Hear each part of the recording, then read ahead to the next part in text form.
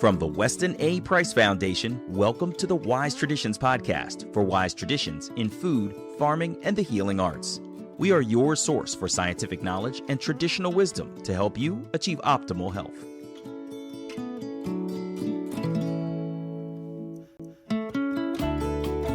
Hey, Hilda here. More and more people are discovering and enjoying raw milk. According to our guest today, massive noncompliance is apparently building momentum for raw milk legislation to pass on a federal level. What does the food freedom landscape look like today? What is the PRIME Act about?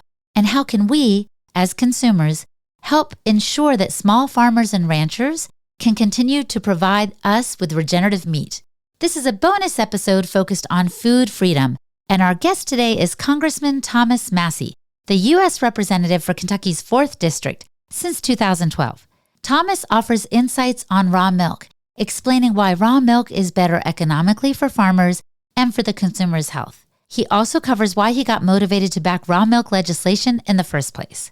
In addition, Thomas explains the PRIME Act, why he's introduced it, and is backing a PRIME Act pilot program as an amendment to the Farm Bill. This act helps keep small slaughterhouses, ranchers, and consumers from jumping through regulatory hoops unnecessarily. Finally, Thomas explains what we can do to support this act's inclusion in the Farm Bill through 3 simple phone calls. An important note before we jump into the conversation: Thomas Massie is the keynote speaker at our Wise Traditions Conference this fall in Orlando, October 25th through the 27th, 2024. Find out more and register to attend at wisetraditions.org. This is Hilda Labrada Gore, and you're listening to Wise Traditions.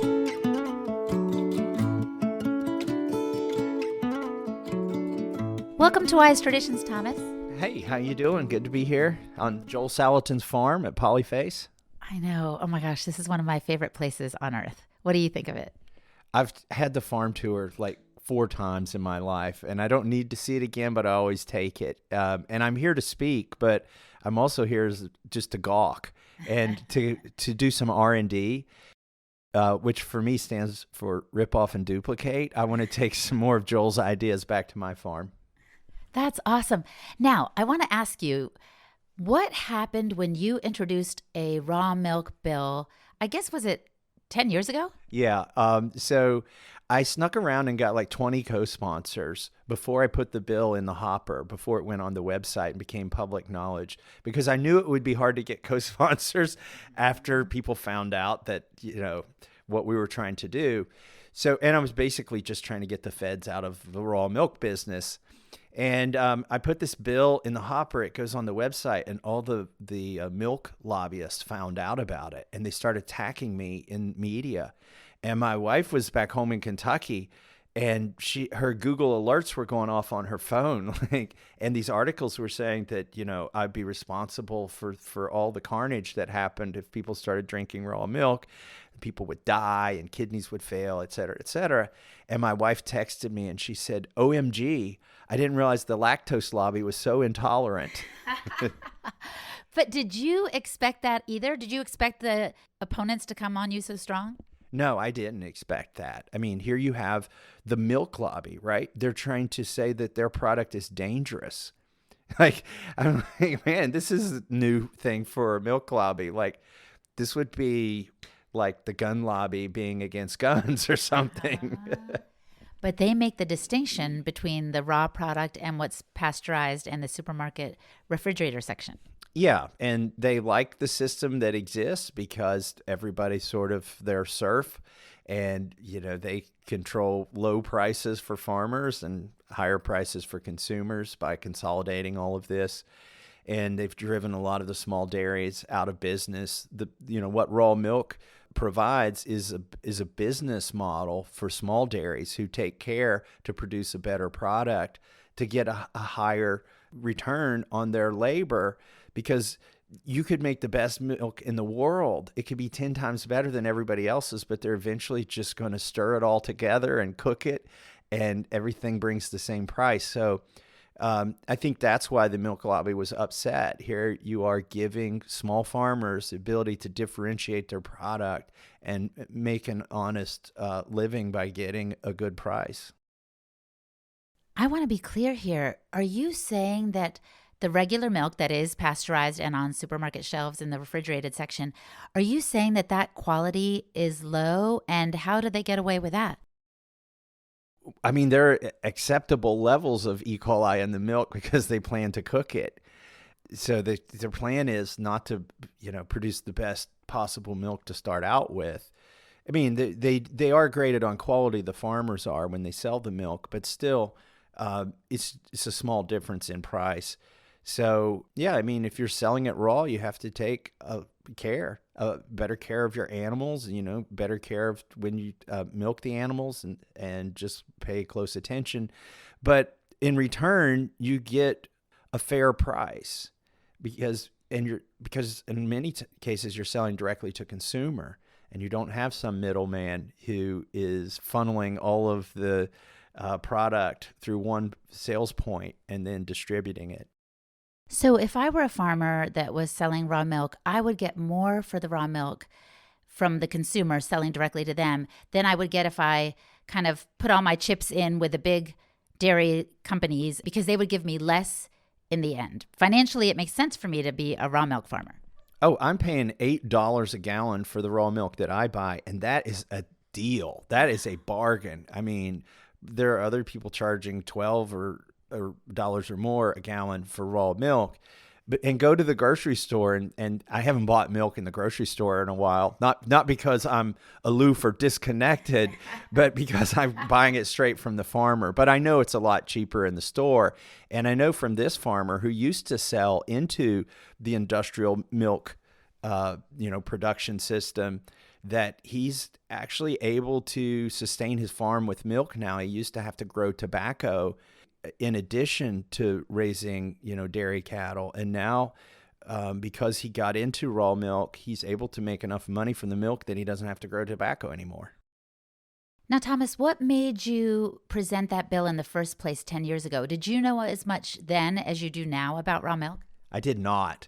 In fact, I'd maybe had 3 cups of raw milk in my life, okay, when I introduced that bill. But I introduced it because I believe that people should have the freedom to buy what they want from who they want, and the freedom to choose what their family's going to eat. And but I myself, I wasn't a consumer of raw milk in any significant way when I introduced the bill. But after about 6 years, and hanging out with these folks, I'm like, maybe I should start drinking this. And it was for health purposes. Like, I thought, well, let's find out if it really does make you healthier. And so my wife and I started drinking it, and we were mainly pursuing it for her. And I found a lot of benefits from it myself, and I'm hooked now. And I've been, we drive to the farm once a week, every week for the last few years to get our raw milk.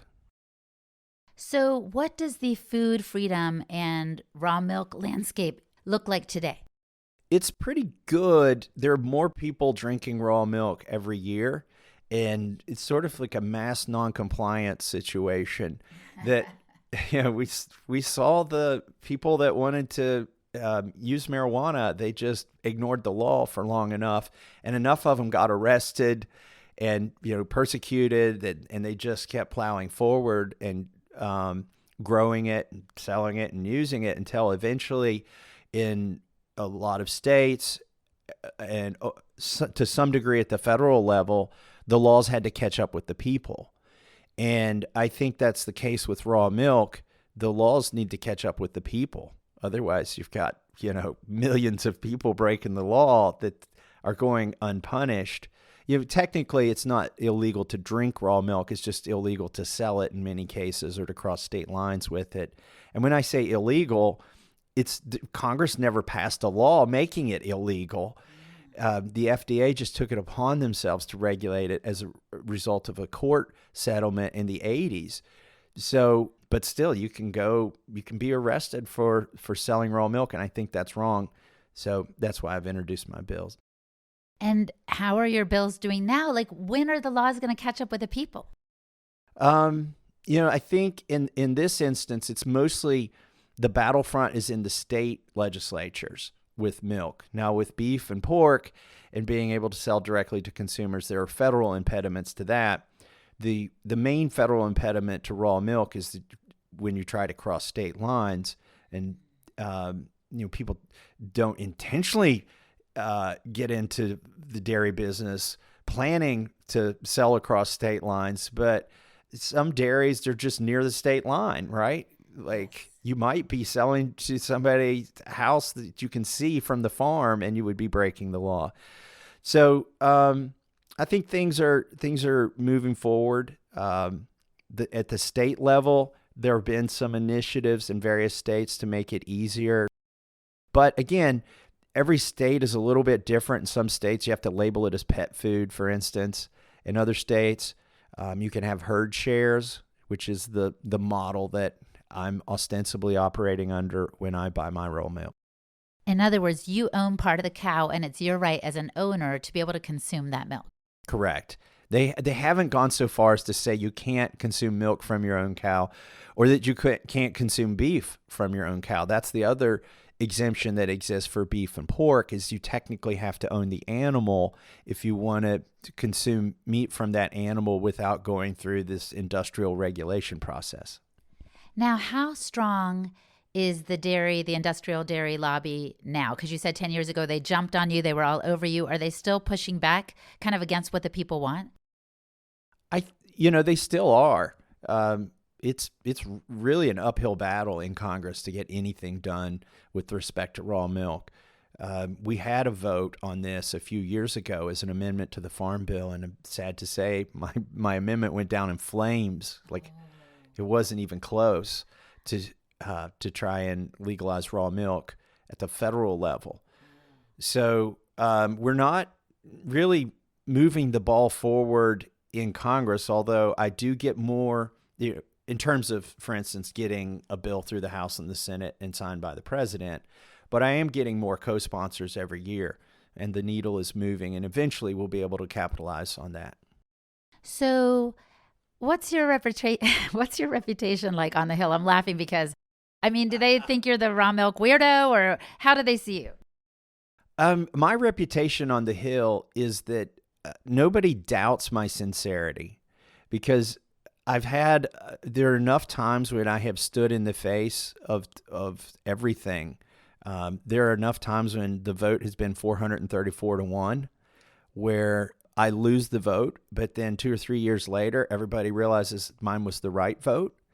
And so for the colleagues that have been there for as long as I have been there, they've seen me time and time again. Whether they agree with me or not, they see me stand on principle. So they know that I'm standing on principle, not because I got some kind of paycheck from some lobbyist group, or that I'm trying to feather my own nest.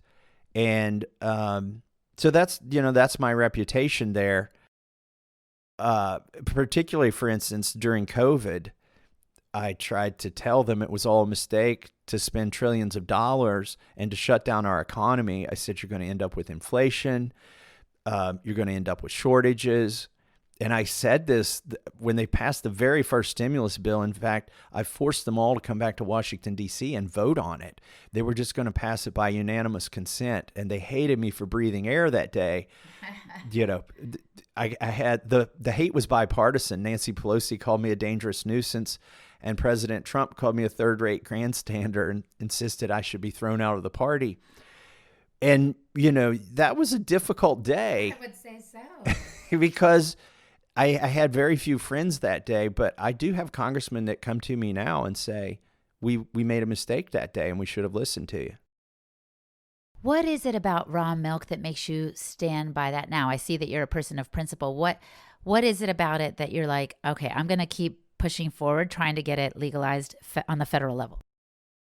Well, I know there are health benefits to it, but I'm not representing that in my bill. There's no whereas clause that says, whereas raw milk is good for you, right? That's not in my bill. It's just your right to choose what you want to consume and to consume it. And then it's a farmer's right to produce that. So that's my standpoint. I've decided to take another step now, though, this Congress. I'm introducing a constitutional amendment, which is it's kind of interesting because instead of going to the Ag Committee, which I'm not on, constitutional amendments go to the Judiciary Committee that I am on. So this is a way to introduce the ag issue into the Judiciary Committee. And my constitutional amendment is basically your right to grow food shall not be infringed, and your right to buy food shall not be infringed. And I think this is so obvious that the founding fathers left it out of the Constitution, but I'm happy to put it in. Yeah, I was thinking it should have been in there in the first place. I wonder why they said we had the right to bear arms, but not the right to grow our own food and buy our own food from whoever. For the same reason they didn't put that you have the right to breathe air, because it was so obvious to them that they never thought the government would get that large or intrusive. Okay, so you said the raw milk lobby is strong. Do the beef and the pork lobbies, or the conventional beef and pork industry, are they also going to push back on the idea that we can eat meat from our own cow as something of a herd share situation? Well, they are at the FDA trying to eliminate herd shares in that model. They've floated the idea in PowerPoint presentations that are on their website. So I offered an amendment this summer to a farm bill, a farm appropriations bill, to prevent the government from stopping the herd share model. And that actually passed. It passed by unanimous vote. Nobody objected to it. So that's good news. The bad news is they did an omnibus instead of using that appropriations bill. So the vehicle that my amendment was attached to died, but it showed that we have the support in Congress to at least let the herd share model continue. But I think we need to go further. And so I've introduced a bill called the Prime Act that says if you use a local slaughterhouse, and if the farmer, the slaughterhouse, and the consumer are all in the same state, if you don't cross state lines, then you don't need to go into this industrial regulation regime. You don't need a full-time USDA inspector. I mean, you don't have full-time USDA inspectors at supermarkets and they're cutting meat, and you don't have them at restaurants and they're cutting meat. Yet, the current regime insists that at a small slaughterhouse that may cut less meat than Kroger's does in a day, that you have to have a full-time USDA inspector. So I'm trying to get those small slaughterhouses sort of an exemption from that industrial regulation, and that's called the Prime Act, and that would apply to beef, pork, and lamb. That would give us more freedom. Right now, you have to buy like a whole cow or half a cow if you want to buy beef. This would let you sell it by the cut. So if you just want hamburger, you just want steak, you could buy that individually. And the full Prime Act would let you sell that in grocery stores or at restaurants or direct to consumer. But what I don't want to speak too soon, but I'm going to announce here at Polyface that we got into the base text of the Farm Bill, a pilot program to do my Prime Act. And so that all 50 states can actually start doing the Prime Act at a limited number of processors. And they won't be able to sell at grocery stores or restaurants, but they could sell direct to consumers by the cut without having a full-time USDA inspector at the facility, as long as they have the same level of inspection as, say, a restaurant does in that county. So it's a step in the right direction. A very big step in the right direction. And I think, no pun intended, once people get a taste of freedom, they're not going to want to go back. And hopefully the pilot program is successful and leads to the full Prime Act. So I feel like I've heard about the Prime Act for some time. How long does it take for a bill to get passed? How long is it circulating around the halls of Congress? I'm confused. It could take forever. It might never pass. I mean, that's why you have to look at legislation is going to pass, like the Farm Bill, and you have to try to get, put your cart behind that horse. And that's, the approach we took with industrial hemp. We got it legalized as an amendment to the Farm Bill. And so that's the approach I'm taking with the pilot program for the Prime Act. So you kind of tack it on and hope that it goes in because people are voting for the big thing and they're not paying attention to the little things tacked on. Well, they'll pay a lot of attention to this. This bill will go through committee. It'll get marked up. It'll get debated. But I think we've crafted the base legislation in a way that it will survive scrutiny. I mean, this isn't something we're airdropping in at midnight and nobody knows about, and it's unrelated to the bill. This is right in, the wheelhouse of the Farm Bill. It's where it's on the bill it should be on, and it'll get a debate before it comes to a vote. One reason I think this is so important is because, as you know, my father is from Cuba, and I was visiting my father's cousin there, and he owns cattle, and he does not have the right in his own country, in his own farm, to slaughter and even consume his own animal. Well, that's kind of crazy, but there's a similar regime in this country because of a Wickard v. Filburn Supreme Court decision. Over half a century ago, a guy was trying to grow wheat and grain and feed it to his own animals, and it wasn't engaged in interstate commerce. But the Supreme Court said because he wasn't selling his wheat into interstate commerce, he was affecting interstate commerce. And so that the federal government could stop him from growing his own wheat and selling it to his own or feeding it to his own animals. And so in a way, this is that Supreme Court case is called Wickard v. Filburn. My constitutional amendment that I've proposed is almost like a repeal of that Supreme Court decision. So what do you advise, Thomas, for the listener right now who's like, oh my gosh, I feel really strongly. I want to see that Prime Act go through. I want to help make raw milk and food freedom a thing across the country. What do you suggest that they do? Oh, well, right now at this moment, what you need to do is call your congressman and both of your senators. You only need to make 3 phone calls and tell them to put the Prime Act in the Farm Bill, because the Farm Bill is being debated in the House of Representatives. They'll probably also debate it in the Senate. They'll mark it up. Amendments will be voted on, and then the final bill will be voted on in the House. And this is happening in the next few weeks. So make those phone calls. Don't send an email. Honestly, a phone call is better. I know some people don't like to engage personally, but you'll be talking to somebody pleasant on the other end of the line as long as you don't cuss them out. And just tell them, support the Prime Act in the Farm Bill. That's what we need right now. One little voice, one little call can make a difference? Oh, yeah. I represent 750,000 people in Kentucky. Some days I get less than 5 phone calls. Some days I get no phone calls. If I got 10 phone calls from 10 constituents on the same topic in one day, that would be off the charts. That would be like red alert. So because so many people don't like to pick up the phone and call, you can have an outsized voice if you do. All right. So one last question I'd love to pose on the podcast.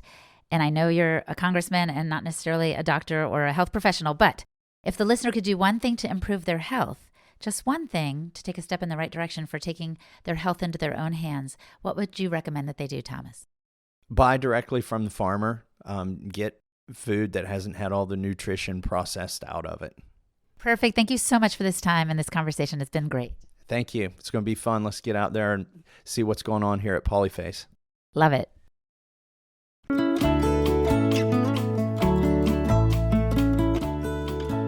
Our guest today was U.S. Representative Thomas Massie from Kentucky's 4th District.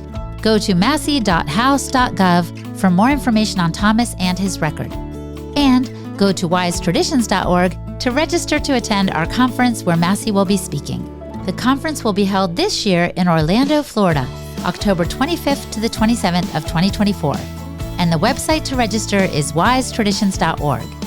And I am Hilda Labrada-Gore, the host and producer of this podcast for the Weston A. Price Foundation. You can find me at holistichilda.com. And now for a letter to the editor from a recent Wise Traditions journal.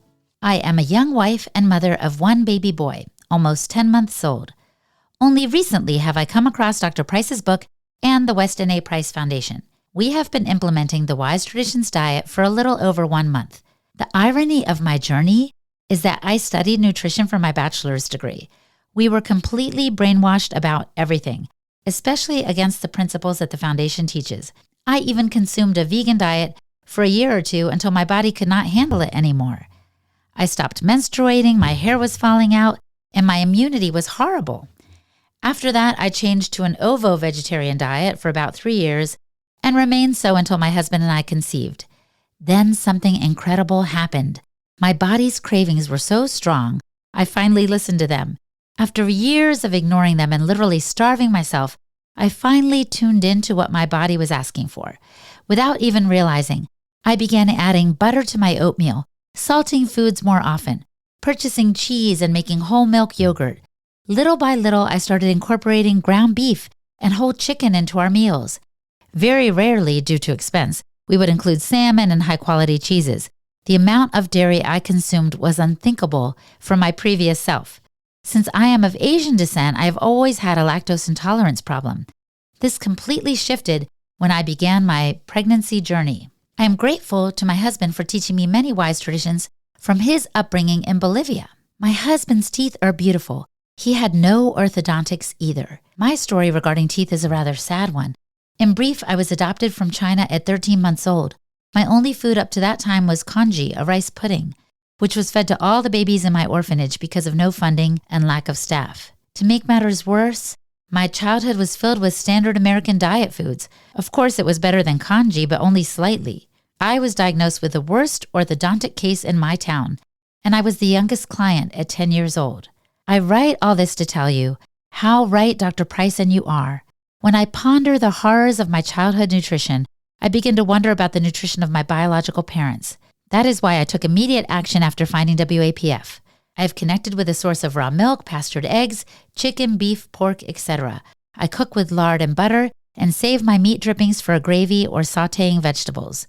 And now my baby eats 1 egg yolk a day, cultured buttermilk, homemade yogurt, butter, and various vegetables and fruits, but I mostly emphasize the fats. My previous and ex-pediatrician once ordered me to begin supplementing my baby with formula because he was not gaining weight or not gaining sufficient weight. While his weight gain was not ideal, it was only 1 or 2 pounds out of range, and she was attempting to scare me into her wishes. I did not give my baby formula. By divine intervention, I found the foundation in all of your wonderful resources.